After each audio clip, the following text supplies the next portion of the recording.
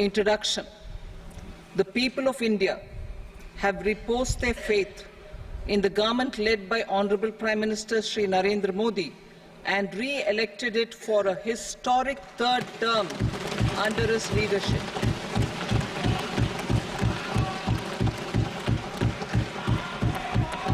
We are grateful for their support, faith, and trust in our policies.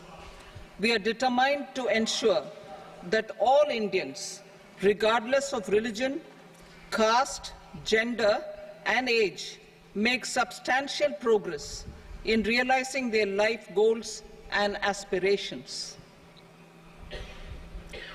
Global context. The global economy, while performing better than expected, is still in the grip of policy uncertainties. Elevated asset prices, political uncertainties, and shipping disruptions continue to pose significant downside risks for growth and upside risks to inflation.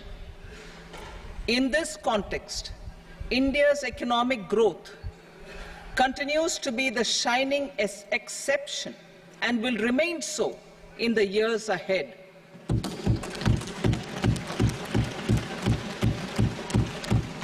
India's inflation continues to be low, stable, and moving towards the 4% target.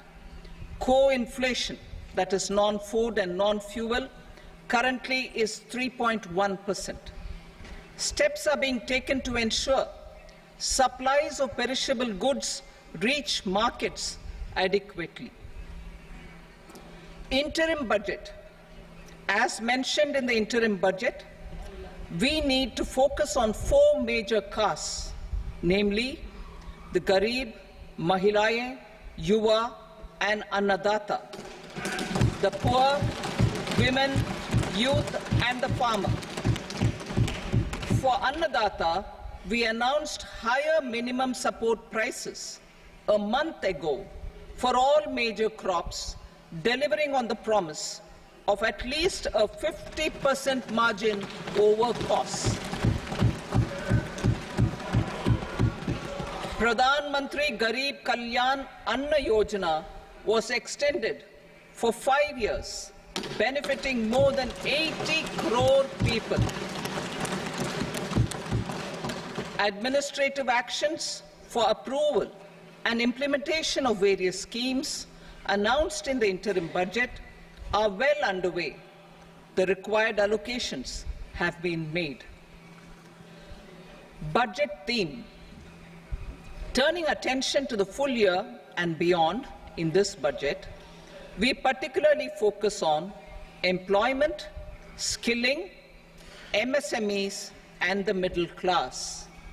I am happy to announce the Prime Minister's package of 5 schemes and initiatives to facilitate employment, skilling, and other opportunities for 4.1 crore youth over a 5-year period,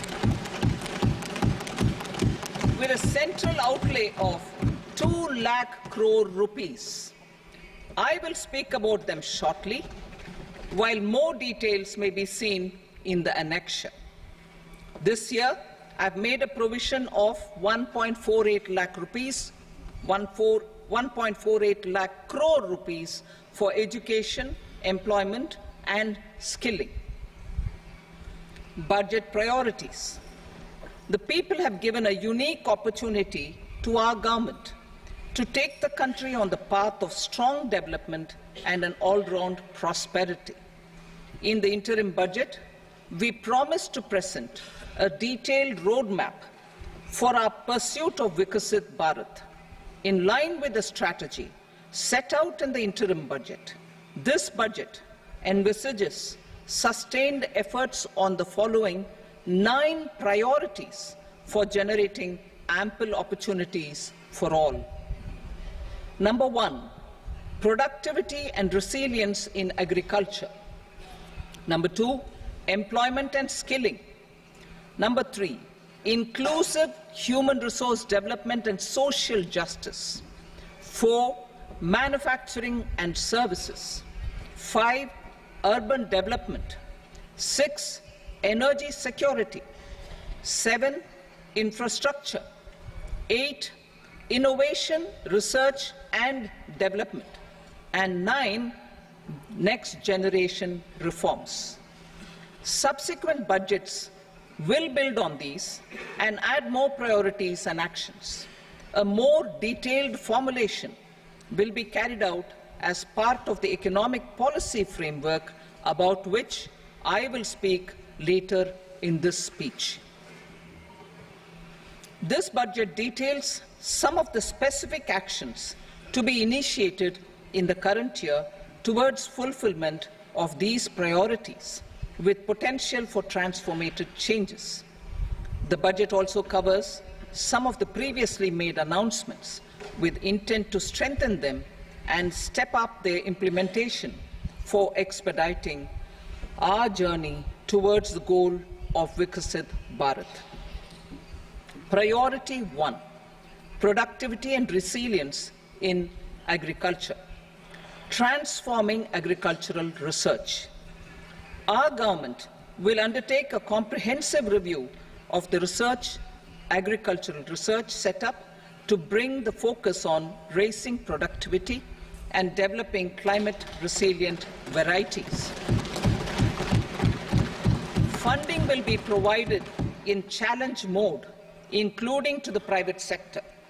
Domain experts, both from the government and outside, will oversee the conduct of such research. Release of new varieties. New 109 high-yielding and climate-resilient varieties of 32 field and horticultural crops will be released for cultivation by farmers. Natural farming. In the next 2 years, 1 crore farmers across the country will be initiated into natural farming, supported by certification and branding. Implementation will be through scientific institutions and willing gram panchayats. 10,000 need-based bio-input resource centers will be established. Missions for pulses and oilseeds. For achieving self-sufficiency in pulses and oilseeds, we will strengthen their production, storage and marketing. As announced in the interim budget, a strategy is being put in place to achieve Atmanirbharta for oilseeds such as mustard, groundnut, sesame, soybean and sunflower. Vegetable production and supply chains.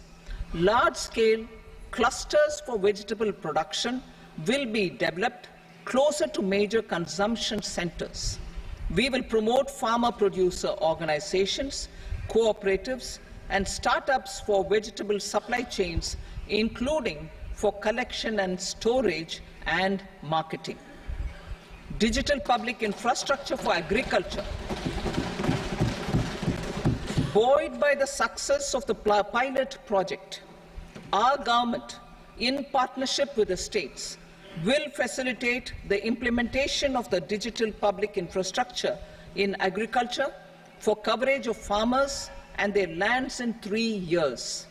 During this year, digital crop survey for Kharif using the DPI will be taken up in 400 districts. The details of 6 crore farmers and their lands will be brought into the farmer and land registries.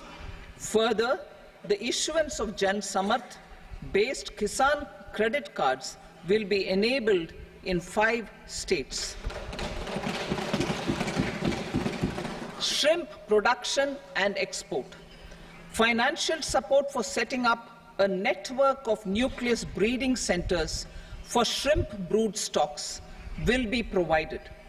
Financing for shrimp farming, processing and export will be facilitated through NABARD. National cooperation policy. Our government will bring out a national cooperation policy for systematic, orderly and all-round development of the cooperative sector, fast-tracking growth of rural economy, and generation of employment opportunities on a large scale will be the policy goal. This year, I have made a provision of 1.52 lakh crore rupees for agriculture and allied sectors.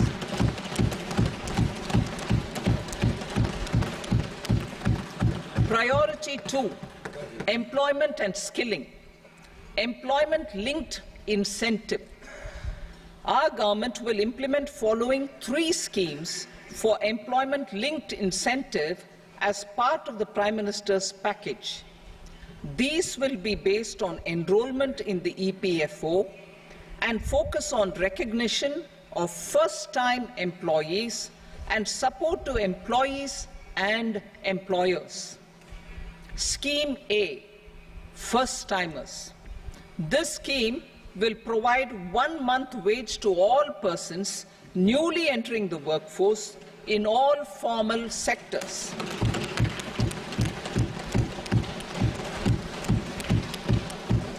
Direct benefit transfer of 1 month's salary in 3 installments to first-time employees as registered in the EPFO will be up to 15,000 rupees. The eligibility limit will be a salary of 1 lakh per month. The scheme is expected to benefit 210 lakh youths.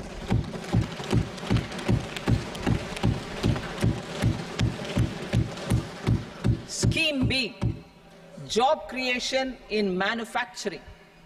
This scheme will incentivize additional employment in the manufacturing sector linked to the employment of first-time employees. An incentive will be provided at specified scale directly both to the employee and the employer with respect to the EPFO contribution in the first 4 years of employment. The scheme is expected to benefit 30 lakh youth entering employment and their employers.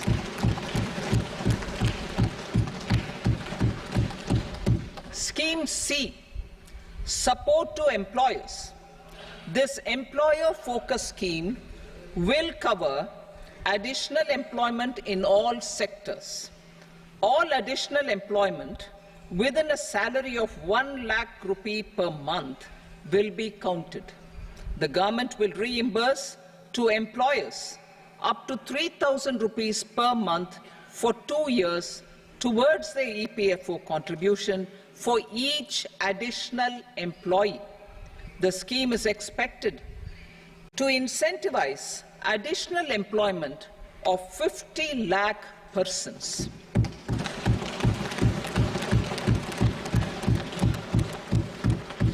Participation of women in the workforce.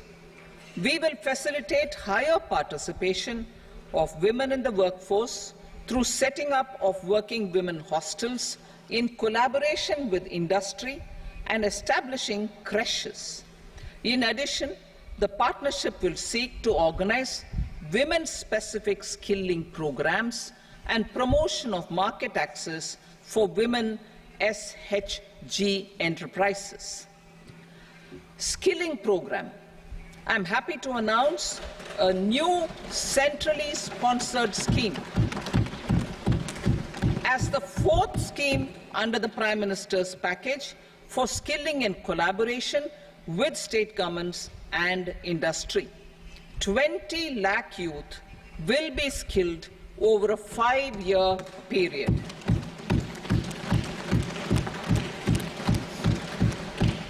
"1,000 industrial training institutes will be upgraded in hub and spoke arrangements with outcome orientation.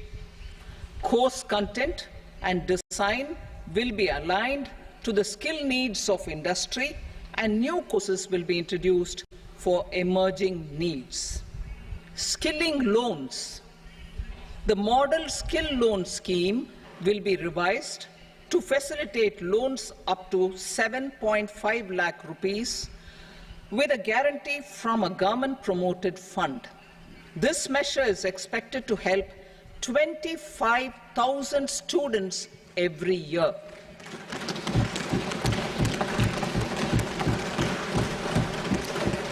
Education loans. For helping our youth who have not been eligible for any benefit under government schemes and policies, I am happy to announce a financial support for loans up to 10 lakh rupees for higher education in domestic institutions.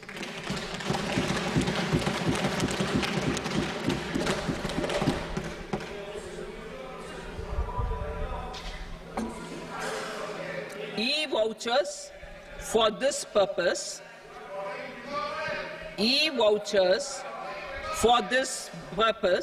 Will be given directly to 1 lakh students every year for annual interest subvention of 3% of the loan amount. Priority 3, inclusive human resource development and social justice.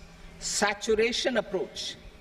Our government is committed to all-round, all-pervasive and all-inclusive development of people, particularly farmers, youth, women, and the poor. For achieving social justice comprehensively, the saturation approach of covering all eligible people through various programs, including those for education and health, will be adopted to empower them by improving their capabilities. Implementation of schemes meant for supporting economic activities by craftsmen, artisans, self-help groups, scheduled caste, scheduled tribe, and women entrepreneurs and street vendors such as the PM Vishwakarma, PM Swanidhi, National Livelihood Missions, and Stand Up India will be stepped up. Purvodaya. The states in the eastern part of the country are rich in endowments and have strong cultural traditions. We will formulate a plan, Purvodaya, for the all-round development of the eastern region of the country, covering Bihar, Jharkhand, West Bengal, Odisha, and Andhra Pradesh. This will cover human resource development, infrastructure, and generation of economic opportunities to make the region an engine to attain Vikasit Bharat. On the Amritsar-Kolkata Industrial Corridor, we will support development of an industrial node at Gaya. This corridor will catalyze industrial development of the eastern region. The industrial node at Gaya will also be a good model for developing our ancient centers of cultural importance into future centers of modern economy. This model shall showcase Vikas Bhi, Virasat Bhi in our growth trajectory. We will also support development of road connectivity projects, namely 1. Patna-Purnia Expressway, 2. Buxar-Bhagalpur Expressway, 3. Bodh Gaya, Rajgir, Vaishali and Darbhanga spurs, and 4. Additional 2-lane bridge over River Ganga at Buxar at a total cost of 26,000 crore rupees.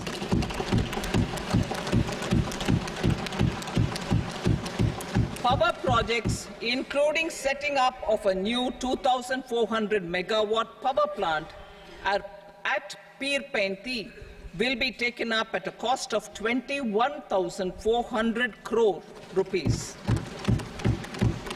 New airports, medical colleges, and sports infrastructure in Bihar will be constructed.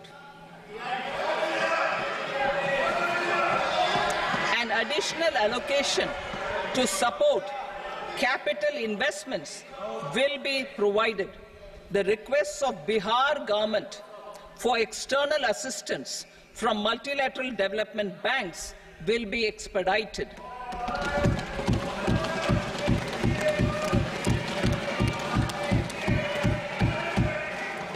Andhra Pradesh Reorganization Act.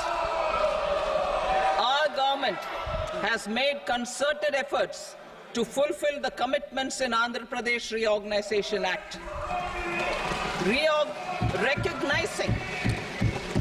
Recognizing the state's need for the capital, recognizing the state's need for a capital, we will facilitate special financial support through multilateral development agencies. In the current financial year, 15,000 crore rupees will be arranged with additional amounts in future years.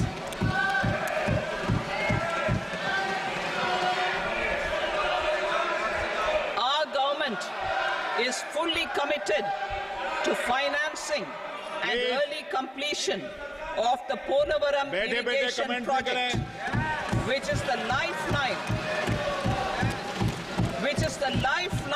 for Andhra Pradesh and its farmers. This will facilitate our country's food security as well. Under the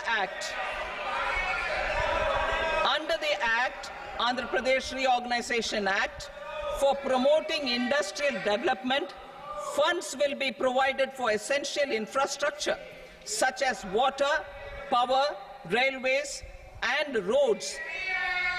In Kopparthi node on the Visakhapatnam-Chennai Industrial Corridor and Varavakal node on the Hyderabad-Bengaluru Industrial Corridor.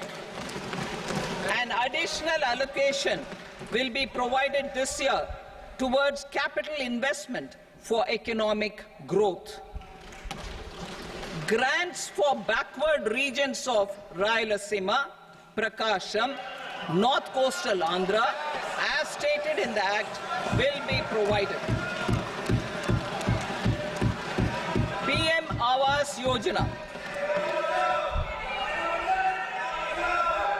3 crore additional houses under the PM Awas Yojana in rural and urban areas in the country have been announced, for which the necessary allocations are being made. Women-led development. For promoting women-led development, the budget carries an allocation of more than 3 lakh crore for schemes benefiting women and girls. This signals our government's commitment for enhancing women's role in economic development. Pradhan Mantri Janjatiya Unnat Gram Abhiyan. For improving the socio-economic condition of tribal communities, we will launch the Pradhan Mantri Janjatiya Unnat Gram Abhiyan by adopting saturation coverage for tribal families in tribal majority villages and aspirational districts.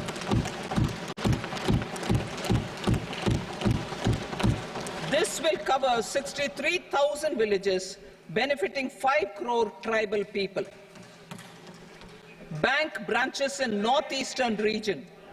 More than 100 branches of India Post Payment Bank will be set up in the northeast region and the banking services. This year, I have made a provision of 2.66 lakh crore rupees for rural development, including rural infrastructure. Priority 4, manufacturing and services, support for promotion of MSMEs. This budget provides special attention to MSMEs and manufacturing, particularly labor-intensive manufacturing. We have formulated a package covering financing, regulatory changes, and technology support for MSMEs to help them grow and also compete globally, as mentioned in the interim budget. I am happy to announce the following specific measures. Credit guarantee scheme for MSMEs in the manufacturing sector. For facilitating term loans to MSMEs for purchase of machinery and equipment without collateral or third-party guarantee, a credit guarantee scheme will be introduced. The scheme will operate on pooling of credit risks of such MSMEs. A separately constituted self-financing guarantee fund will provide to each applicant guarantee cover up to 100 crore rupees, while the loan amount may be larger. The borrower will have to provide an upfront guarantee fee and an annual guarantee fee on the reducing loan balance. New assessment model for MSME credit. Public sector banks will build their own in-house capability to assess MSMEs for credit instead of relying on external assessment. They will also take a lead in developing or getting developed a new credit assessment model based on the scoring of digital footprints of the MSMEs in the economy. This is expected to be a significant improvement over the traditional assessment of credit eligibility based only on asset or turnover criteria. That will also cover MSMEs without a formal accounting system. Credit support to MSMEs during stress period. I'm happy to announce a new mechanism for facilitating continuation of bank credit to MSMEs during their stress period while being in special mention account, SMA stage, for reasons beyond their control. MSMEs need credit to continue their business and to avoid getting into the NPA stage. Credit availability will be supported through a guarantee from a government-promoted fund. Mudra loans. The limit of Mudra loans will be enhanced to 20 lakh from the current 10 lakh for those entrepreneurs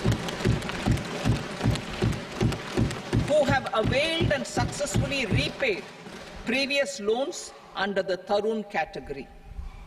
Enhanced scope for mandatory onboarding in trades. For facilitating MSMEs to unlock their working capital by converting their trade receivables into cash, I propose to reduce the turnover threshold of buyers for mandatory onboarding on the trades platform from rupees 500 crore to 250 crore rupees. This measure will bring 22 more CPSCs and 7,000 more companies onto the platform. Medium enterprises will also be included in the scope of the suppliers. SIDBI branches in MSME clusters.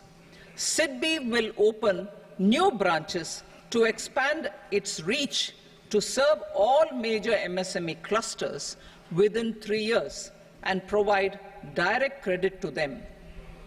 With the opening of 24 such branches this year, the service coverage will expand to 168 out of 242 major clusters. MSME units for food irradiation, quality and safety testing.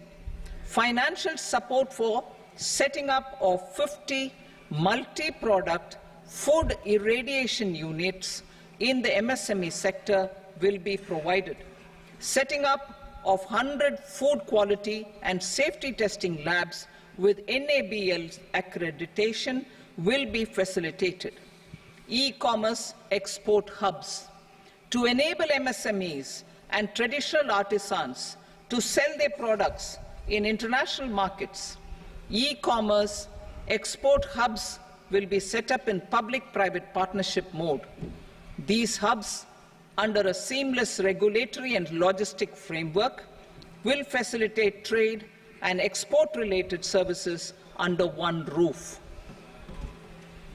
Measures for promotion of manufacturing and services. internship in top companies. As the fifth scheme under Prime Minister's package, our government will launch a comprehensive scheme for providing internship opportunities in 500 top companies to 1 crore youth in 5 years. They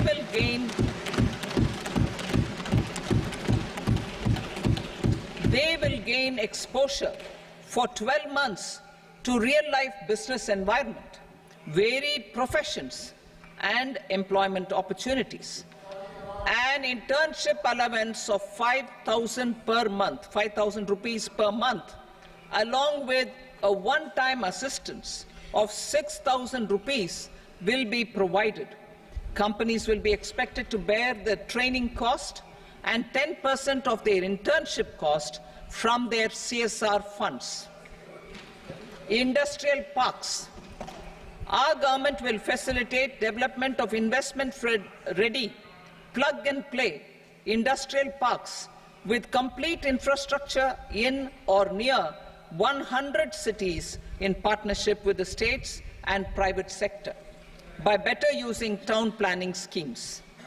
12 industrial parks under the National Industrial Corridor Development Program also will be sanctioned.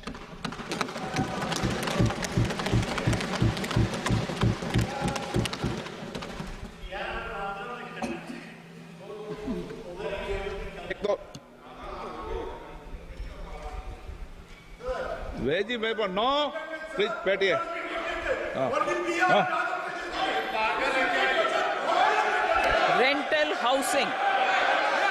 Rental housing with dormitory type accommodation for industrial workers will be, just 1 minute. Rental housing, I repeat, rental housing with dormitory type accommodation for industrial workers will be facilitated in PPP mode with VGF support and commitment from anchor industries. Shipping industry, ownership, leasing and flagging reforms will be implemented to improve the share of Indian shipping industry and generate more employment. Critical mineral mission. We will set up a critical mineral mission for domestic production, recycling of critical minerals and overseas acquisition of critical mineral assets. Its mandate will include technology development, skilled workforce, extended producer responsibility framework, and a suitable financing mechanism. Offshore mining of minerals. Our government will launch the auction of the first tranche of offshore blocks for mining, building on the exploration already carried out. Digital public infrastructure applications. Turning to the services sector, I propose development of DPI applications at population scale for productivity gains, business opportunities, and innovation by the private sector. These are planned in the areas of credit, e-commerce, education, health, law and justice, logistics, MSME service delivery, and urban governance. Integrated technology platform for IBC ecosystem. An integrated technology platform will be set up for improving the outcomes under the Insolvency Bankruptcy Code for achieving consistency, transparency, timely processing, and better oversight for all stakeholders. Voluntary closure of LLPs. The services of the Center for Processing Accelerated Corporate Exit, CPACE, will be extended for voluntary closure of LLPs to reduce the closure times. National Company Law Tribunals. The IBC has resolved more than 1,000 companies, resulting in direct recovery of 3.3 lakh crore to creditors. 3.3 lakh crore rupees to creditors. In addition, 28,000 cases involving over 10 lakh crore rupees have been disposed of even prior to admission. Appropriate changes to the IBC, reforms and strengthening of the tribunal and appellate tribunals will be initiated to speed up insolvency resolution. Additional tribunals will be established. Out of those, some will be notified to decide cases exclusively under the Companies Act. Debt recovery. Steps for reforming and strengthening debt recovery tribunals will be taken. Additional tribunals will be established to speed up recovery. Priority 5, urban development. Cities as growth hubs. Working with states, our government will facilitate development of cities as growth hubs. This will be achieved through economic and transit planning and orderly development of peri-urban areas utilizing town planning schemes. Creative redevelopment of cities. For creative brownfield redevelopment of existing cities with a transformative impact, our government will formulate a framework for enabling policies, market-based mechanisms, and regulation. Transit-oriented development. Transit-oriented development plans for 14 large cities with a population above 30 lakh will be formulated, along with an implementation and financing strategy. Urban housing. Under the PM Awas Yojana, Urban 2.0, housing needs of 1 crore urban poor and middle-class families will be addressed with an investment of 10 lakh crore rupees. This will include the central assistance of 2.2 lakh crore rupees in the next 5 years. A provision of interest subsidy to facilitate loans at affordable rates is also envisaged. In addition, enabling policies and regulations for efficient and transparent rental housing markets with enhanced availability will also be put in place. Water supply and sanitation. In partnership with state governments and multilateral development banks, we will promote water supply, sewage treatments, and solid waste management projects and services for 100 large cities through bankable projects. These projects will also envisage use of treated water for irrigation and filling up of tanks in nearby areas. Street markets. Building on the success of PM Swanidhi scheme in transforming the lives of street vendors, our government envisions a scheme to support each year, over the next 5 years, the development of 100 weekly hearts or street food hubs in select cities. Stamp duty. We will encourage states which continue to charge high stamp duty to moderate the rates for all and also consider further lowering duties for properties purchased by women. This reform will be made an essential component of urban development schemes. Priority 6, energy security, energy transition. In the interim budget, I had announced our strategy to sustain high and more resource-efficient economic growth, along with the energy security in terms of availability, accessibility, and affordability. We will bring out a policy document on appropriate energy transition pathways that balances the imperatives of employment, growth, and environmental sustainability. PM Surya Ghar Muft Bijli Yojana. PM Surya Ghar Muft Bijli Yojana. In line with the announcement in the interim budget,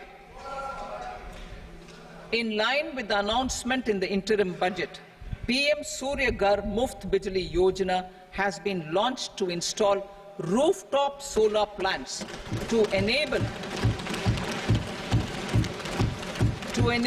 1 crore households obtain free electricity up to 300 units every month. The scheme has generated remarkable response with more than 1.28 crore registrations and 14 lakh applications, and we will further encourage it. Pumped storage policy. A policy for promoting pumped storage projects will be brought out for electricity storage and facilitating smooth integration of the growing share of renewable energy with its variable and intermittent nature in the overall energy mix. Research and development of small and modular nuclear reactors. Nuclear energy is expected to form a very significant part of the energy mix for Viksit Bharat. Towards that pursuit, our government will partner with the private sector for 1. Setting up Bharat Small Reactors, 2. Research and development of Bharat Small Modular Reactor, and 3. Research and development of newer technologies for nuclear energy. The R&D funding announced in the interim budget will be made available for this sector also. Advanced ultra supercritical thermal power plants. The development of indigenous technology for advanced ultra supercritical thermal power plants with much higher efficiency has been completed. A joint venture between NTPC and BHEL will set up a full-scale 800-megawatt commercial plant using AUSC technology. The government will provide the required fiscal support. Moving forward, development of indigenous capacity for the production of high-grade steel and other advanced metallurgy materials for these plants will result in strong spin-off benefits for the economy. Roadmap for hard-to-abate industries. A roadmap for moving the hard-to-abate industries from energy efficiency targets to emission targets will be formulated. Appropriate regulations for transition of these industries from the current perform, achieve, and trade mode to Indian carbon market mode will be put in place. Support to traditional micro and small industries. An investment-grade energy audit of traditional micro and small industries in 60 clusters, including brass and ceramic, will be facilitated. Financial support will be provided for shifting them to cleaner forms of energy and implementation of energy efficiency measures. The scheme will be replicated in another 100 clusters in the next phase. Priority 7, infrastructure investment by central government. Significant investment the central government has made over the years in building and improving infrastructure has had a strong multiplier effect on the economy. We will endeavour to maintain strong fiscal support for infrastructure over the next 5 years in conjunction with imperatives of other priorities and fiscal consolidation. This year, I have provided 11,11,111 crore rupees for capital expenditure. This would be 3.4% of our GDP. Infrastructure investment by state governments. We will encourage states to provide support of similar scale for infrastructure, subject to their development priorities. A provision of 1.5 lakh crore rupees for long-term interest-free loans have been made this year also to support the states in their resource allocation. Private investment in infrastructure. Investment in infrastructure by private sector will be promoted through viability gap funding and enabling policies and regulations. A market-based financing framework will be brought out. Pradhan Mantri Gram Sadak Yojana, Phase 4 of the PMGSY will be launched to provide all-weather connectivity to 25,000 rural habitations, which have become eligible in view of their population increase. Irrigation and flood mitigation.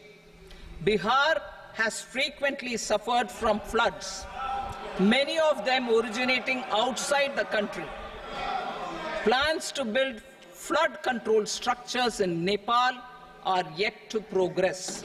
Our government, through the Accelerated Irrigation Benefit Program and other sources, will provide financial support for projects with estimated cost of 11,500 crore rupees,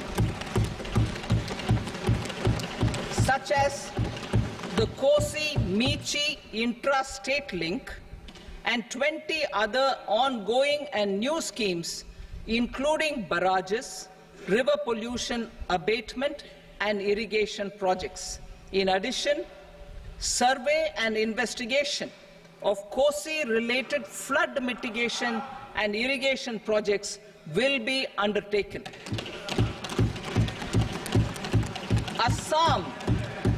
Assam grapples with floods every year by the Brahmaputra River and its tributaries originating outside India.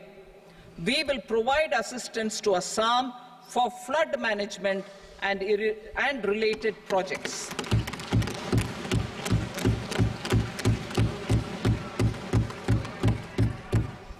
Himachal Pradesh suffered extensive losses due to floods last year.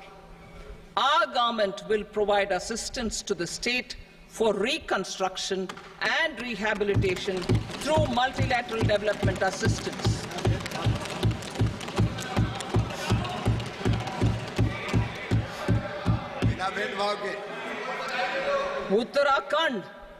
Uttarakhand too suffered losses due to cloudbursts and massive landslides. We will provide assistance to the state. Recently, Sikkim witnessed devastating flash floods and landslides that wreaked havoc across the state. Our government will provide assistance to the state. Tourism. Tourism has always been a part of our civilization. Our efforts in positioning India as a global tourist destination will also create jobs, stimulate investments, and unlock economic opportunities for other sectors. In addition to the measures outlined in the interim budget, I propose the following measures. Vishnupad Temple at Gaya and Mahabodhi Temple at Bodh Gaya in Bihar are of immense spiritual significance. Comprehensive development of Vishnupad Temple Corridor and Mahabodhi Temple Corridor will be supported, modeled on the successful Kashi Vishwanath Temple Corridor to transform them into world-class pilgrim and tourist destinations. Rajgir holds immense religious significance for Hindus, Buddhists and Jains. The 20th Tirthankara Muniswarata temple in the Jain temple complex is ancient. The Saptarishi or the 7 hot springs form a warm water Brahmkund that is sacred. A comprehensive development initiative for Rajgir will be undertaken. will support the development of Nalanda as a tourist center, besides reviving Nalanda University to its glorious stature. Odisha's scenic beauty, temples, monuments, craftsmanship, wildlife sanctuaries, natural landscapes, and pristine beaches make it an ultimate tourism destination. Our government will provide assistance for their development to Odisha as well. Priority 8, innovation, research and development. We will operationalize the Anusandhan National Research Fund for basic research and prototype development. Further, we will set up a mechanism for spurring private sector-driven research and innovation at commercial scale with a financing pool of 1 lakh crore rupees in line with the announcement in the interim budget. Space economy. With our continued emphasis on expanding the space economy by 5 times in the next 10 years, a venture capital fund of 1,000 crore rupees will be set up. Priority 9, next generation reforms. Economic policy framework. We will formulate an economic policy framework to delineate the overarching approach to economic development and set the scope of the next generation of reforms for facilitating employment opportunities and sustaining high growth. Our government will initiate and incentivize reforms for 1. Improving productivity of factors of production, and 2. Facilitating markets and sectors to become more efficient. These reforms will cover all factors of production, namely land, labor, capital, and entrepreneurship, and technology as an enabler of improving total factor productivity and bridging inequality. Effective implementation of several of these reforms requires collaboration between the center and the states, and building consensus as development of the country lies in development of the states. For promoting competitive federalism and incentivizing states for faster implementation of reforms, I propose to earmark a significant part of the 50-year interest-free loan. Working with the states, we will initiate the following reforms.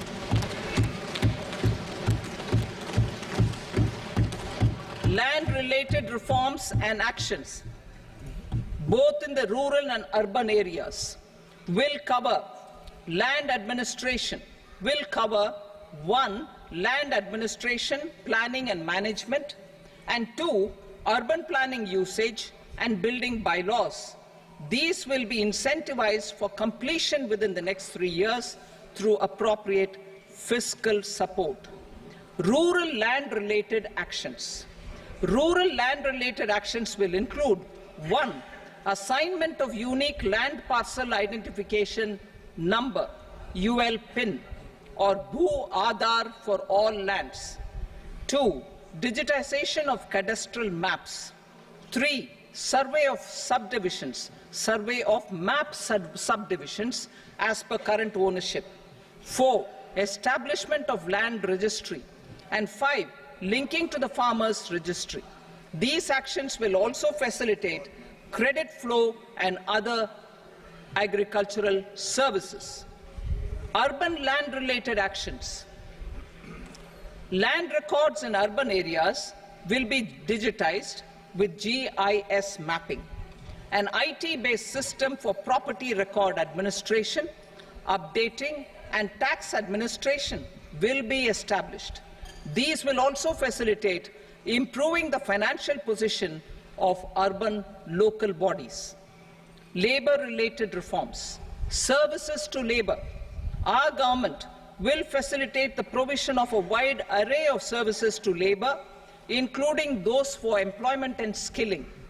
A comprehensive integration of e-Shram portal with other portals will facilitate such one-stop solution, open architecture databases for the rapidly changing labour market, skill requirements and available job roles, and a mechanism to connect job aspirants with potential employers and skill providers will be covered in these services.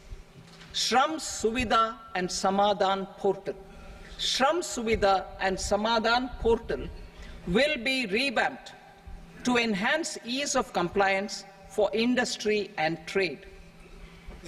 Capital and entrepreneurship-related reforms, financial sector vision and strategy. For meeting financing needs of the economy, our government will bring out a financial sector vision and strategy document to prepare the sector in terms of size, capacity and skills. This will set the agenda for the next 5 years and guide the work of the government, regulators, financial institutions and market participants. Taxonomy for climate finance. We will develop taxonomy for climate finance for enhancing the availability of capital for climate adaptation and mitigation. This will support achievement of the country's climate commitments and green transition. Variable capital company structure. We will seek the required legislative approval for providing an efficient and flexible mode for financing leasing of aircrafts and ships and pooled funds of private equity through a variable company structure. Foreign direct investments and overseas investment. The rules and regulations for foreign direct investment and overseas investments will be simplified to 1. Facilitate foreign direct investments, 2. Nudge prioritization, and 3. Promote opportunities for using Indian rupee as a currency for overseas investment. NPS Vatsalya. NPS Vatsalya, a plan for contribution by parents and guardians for minors, will be started. On attaining the age of majority, the plan can be converted seamlessly into a normal NPS account. Use of technology.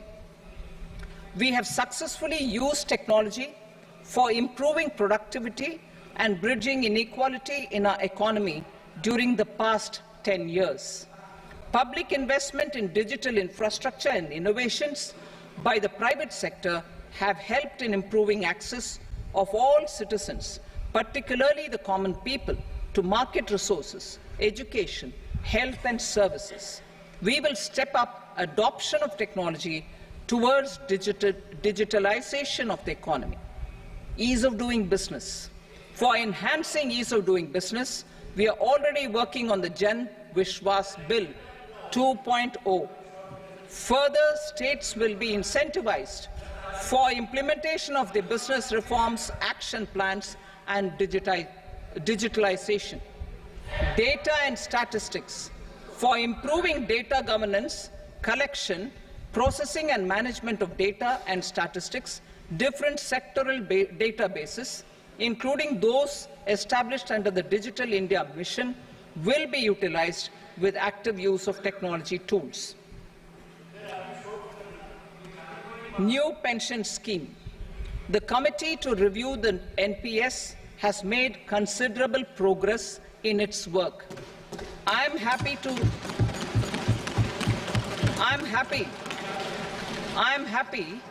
that the staff side of the National Council of the Joint Consultative Machinery for Central Government Employees has taken a constructive approach. A solution will be evolved which addresses the relevant issues while maintaining fiscal prudence to protect the common citizens. Budget estimates for 24-25. For the year 24-25, total receipts other than borrowings and the total expenditure are estimated at 32.07 lakh crore rupees and 48.21 lakh crore rupees respectively. The net tax receipts are estimated at 25.83 lakh crore rupees. The fiscal deficit is estimated at 4.9% of the GDP. The gross and the net market borrowings through dated securities during 24-25 are estimated at 14.01 lakh crore rupees and 11.63 lakh crore rupees respectively. Both will be less than that in 23-24. The fiscal consolidation path announced by me in 2021 has served our economy very well, and we aim to reach the deficit below 4.5% next year. The government is committed to staying the course. From 2026-27 onwards, our endeavour will be to keep the fiscal deficit each year such that the central government's debt will be on a declining path as percentage of GDP. I will now move to Part B.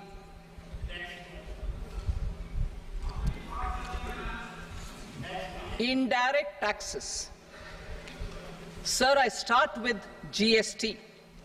It has decreased tax incidence on the common man, reduced compliance burden and logistics cost for trade and industry, and enhanced revenues of the central and the state governments.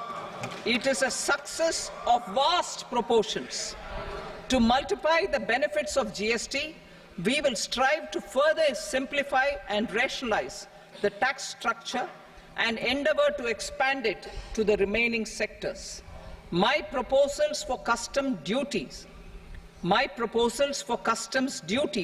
intend to support domestic manufacturing, deepen local value addition, promote export competitiveness, and simplify taxation while keeping the interest of the general public and consumers surmount. In Budget 22-23, we reduced the number of customs duty rates. I propose to undertake a comprehensive review of the rate structure over the next 6 months to rationalize and simplify it for ease of trade, removal of duty inversion, and reduction of disputes. I shall now take up sector-specific customs duty proposals. Medicine and medical equipments.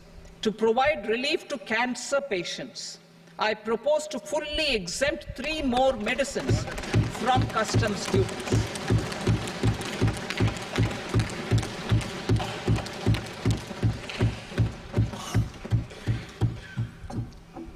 I also propose changes in the BCD on X-ray tubes and flat panel detectors for use in medical X-ray machines under the phased manufacturing program so as to synchronize them with the domestic capacity addition. Mobile phone and related parts. With a 3-fold increase in domestic production and almost a 100-fold jump in exports of mobile phones over the last 6 years, the Indian mobile industry has matured. In the interest of consumers, I now propose to reduce the BCD on mobile phone, mobile PCBA, and mobile charger to 15%. Critical minerals. Minerals such as lithium, copper, cobalt, and rare earth elements are critical for sectors like nuclear energy, renewable energy, space, defense, telecommunications, and high-tech electronics. I propose to fully exempt customs duties on 25 critical minerals and reduce BCD on 2 of them. This will provide a major fillip to the processing and refining of such minerals and help secure their availability for these strategic and important sectors. Solar energy. Energy transition is critical in the fight against climate change. To support energy transition, I propose to expand the list of exempted capital goods for use in the manufacture of solar cells and panels in the country. Further, in view of sufficient domestic manufacturing capacity of solar gas, glass and tinned copper interconnect, I propose not to extend the exemption of custom duties provided to them. Marine products. India's seafood exports in the last financial year touched an all-time high of more than 60,000 crores of rupees. Frozen shrimp accounted for about 2/3 of these exports. To enhance their competitiveness, I propose to reduce BCD on certain broodstock, polychaete worms, shrimp and fish feed to 5%. I also propose to exempt customs duty on various inputs for manufacture of shrimp and fish feed. Leather and textile.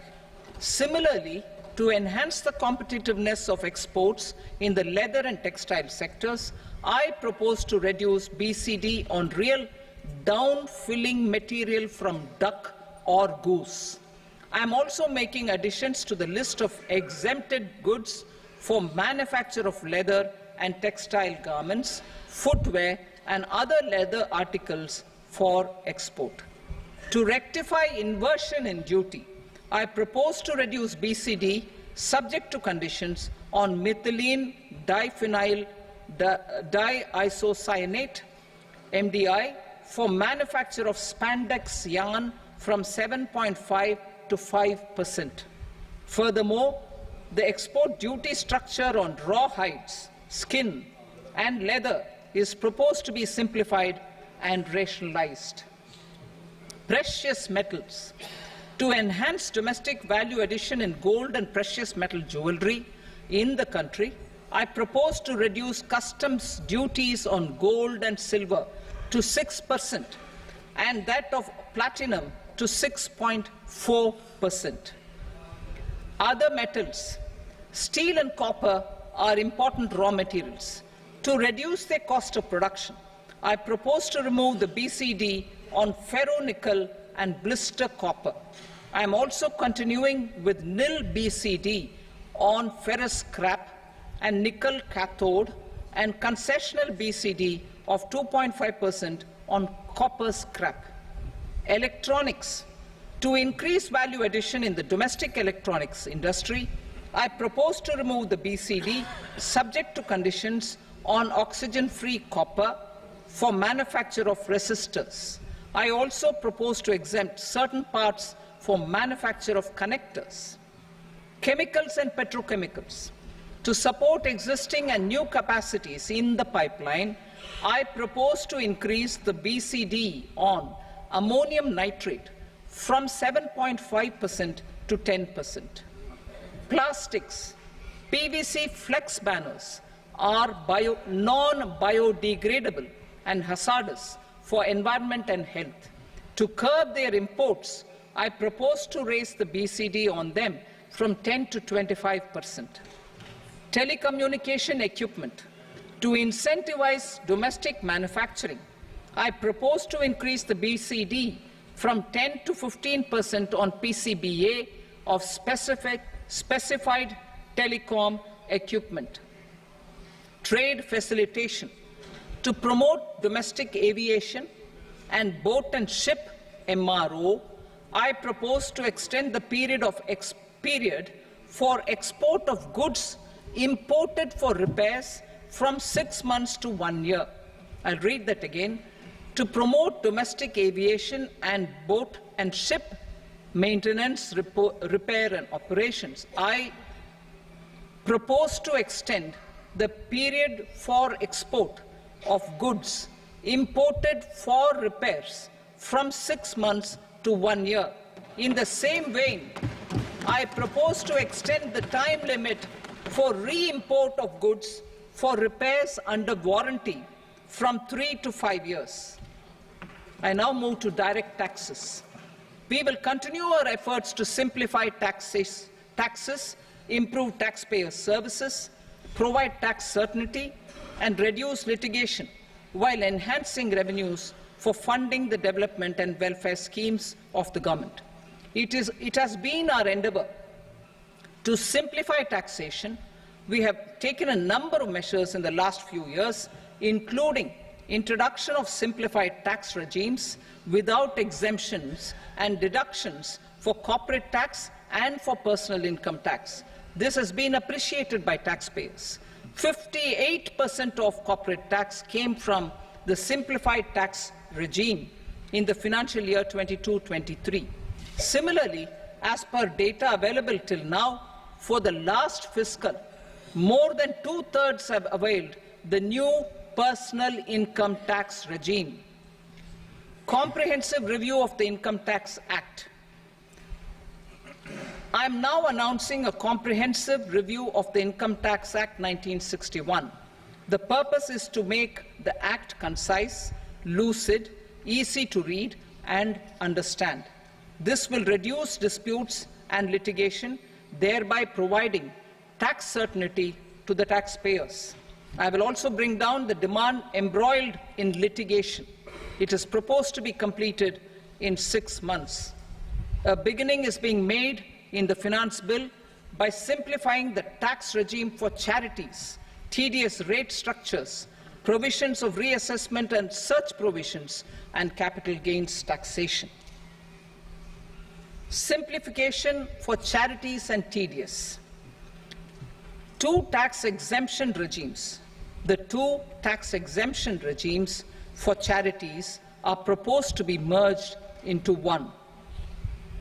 The 5% tedious rate on many payments is being merged into the 2% tedious rate, and the 20% tedious rate on repurchase of units by mutual funds or UTI is being withdrawn.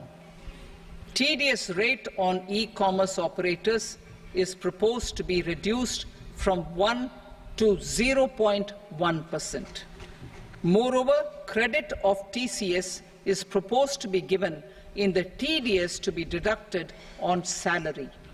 Further, I propose to decriminalize delay for payment of TDS up to the due date of filing statement for the same. I also plan to provide a standard operating procedure for TDS defaults and simplify and rationalize the compounding guidelines for such defaults. Simplification of reassessment. I propose to thoroughly simplify the provisions for reopening and reassessment. An assessment hereinafter can be reopened beyond 3 years from the end of the assessment year only if the escaped income is 50 lakh rupees or more, up to a maximum period of 5 years from the end of the assessment year. Even in such cases, a time limit of 6 years before the year of the search, as against the existing time limit of 10 years, is being proposed. This will reduce tax uncertainty and disputes.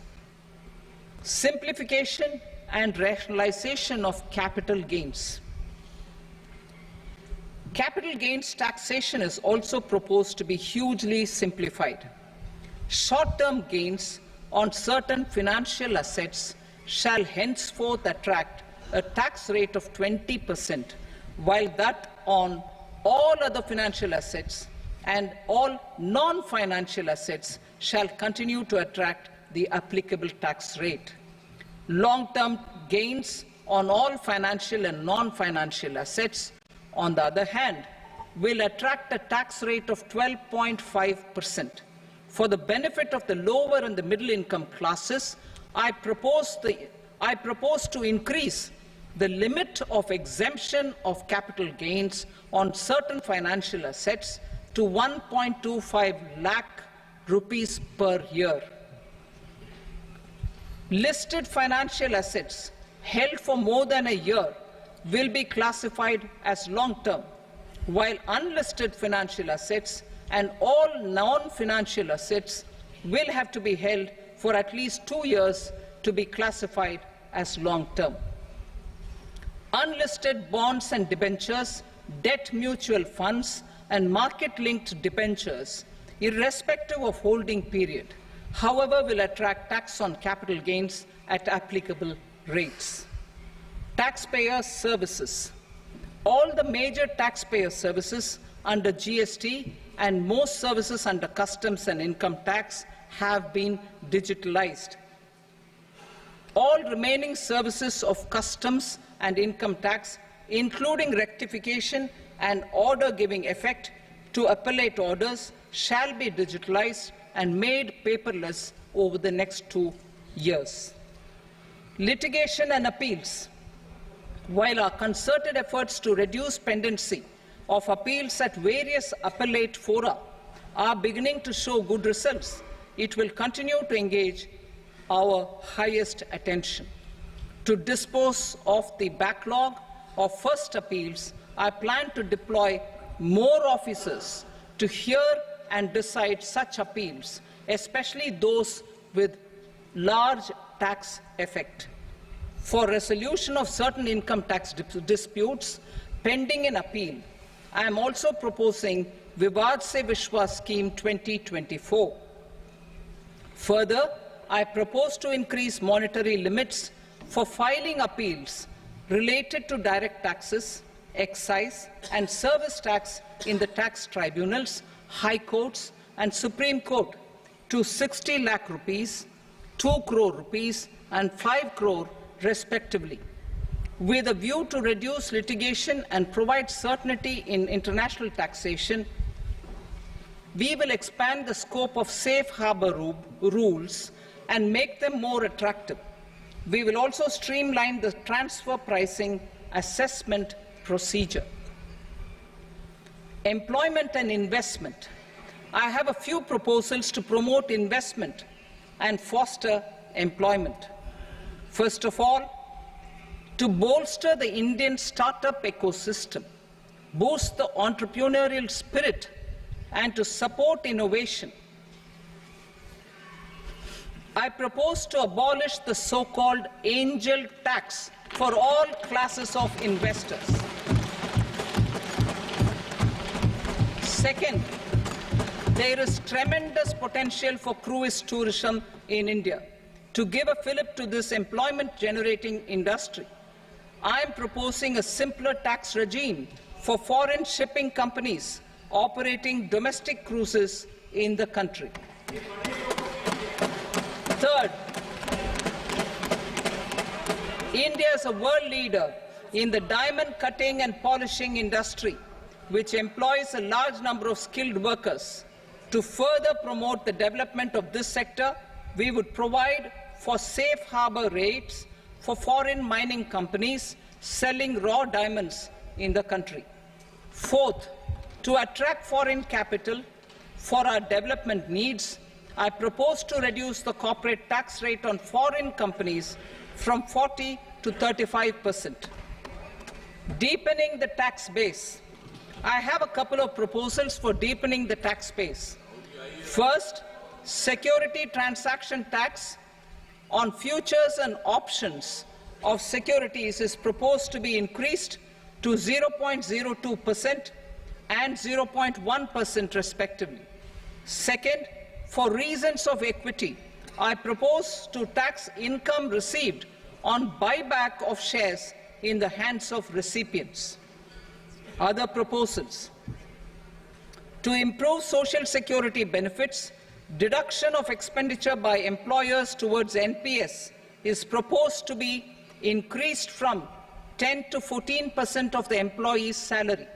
Similarly, deduction of this expenditure up to 14% of salary from the income of employees in private sector, public sector banks and undertakings opting for the new tax regime is proposed to be provided. Indian professionals working in multinationals get ESOPs and invest in social security schemes and other movable assets abroad. Non-reporting of such small foreign assets has penal consequences under the Black Money Act. Such non-reporting of movable assets up to 20 lakh rupees is proposed to be depenalized. Other major proposals in the finance bill relate to withdrawal of equalization levy of 2%, expansion of tax benefits to certain funds and entities in IFSCs, and immunity from penalty and prosecution to Benamidar on full and true disclosure so as to improve conviction under the Benami Transaction Prohibition Act 1988. Personal income tax. Coming to personal income tax rates, I have two announcements to make for those opting for the new tax regime. First, the standard deduction for salaried employees is proposed to be increased from 50,000 to 75,000 rupees.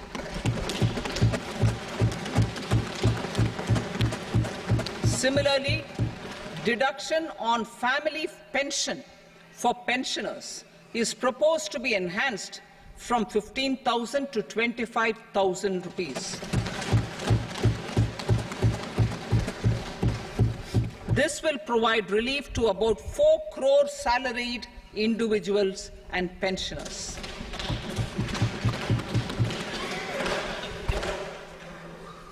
Second, in the new tax regime, the tax rate structure is proposed to be revised as follows: 0 to 3 lakh rupees, nil; 3 to 7 lakh rupees, 5%; 7 to 10 lakh rupees, 10%; 10 to 12 lakh rupees, 15%; 12 to 15 lakh rupees, 20%; and above 15 lakh rupees, 30%.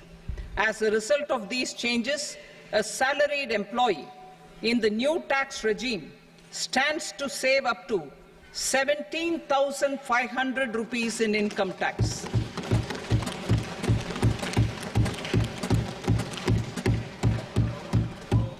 Apart from these, I am also making some other changes as given in the annexure.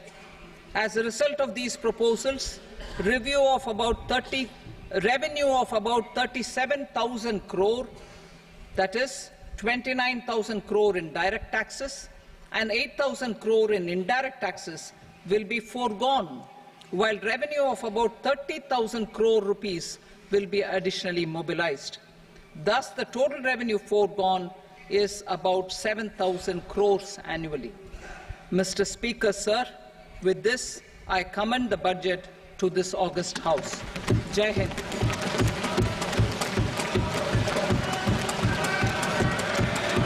Item number 2. Item number 2.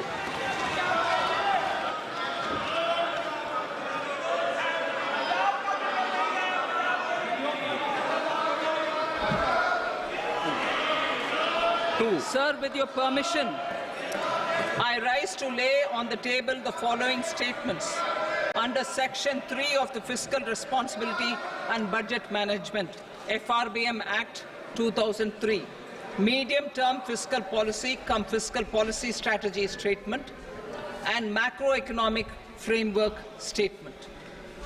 Item number 3. Sir, with your permission, I rise to move for leave to introduce the Finance Number 2 Bill 2024. प्रश्न ये कि विधेयक को पुनर्स्थापित करने की अनुमति प्रदान की जाए। जो सदस्य इसके पक्ष में हाँ कहें, जो सदस्य विरोध में ना कहें। मेरे विचार में निर्णय हाँ वालों के पक्ष में अनुमति प्रदान की जाती है। माननीय मंत्री जी, अब विधेयक पुनर्स्थापित करें। Sir, I introduce the bill. Item number 4. The Union Territory of Jammu and Kashmir budget. Sir, I rise to present a statement, Hindi and English versions, of the estimated receipts and expenditure of the Union Territory of Jammu and Kashmir for the year 24-25. सभा की कार्रवाई कल बुधवार दिनांक 24 जुलाई 2024 को प्राप्त 11 बजे तक के लिए स्थगित की जाती है।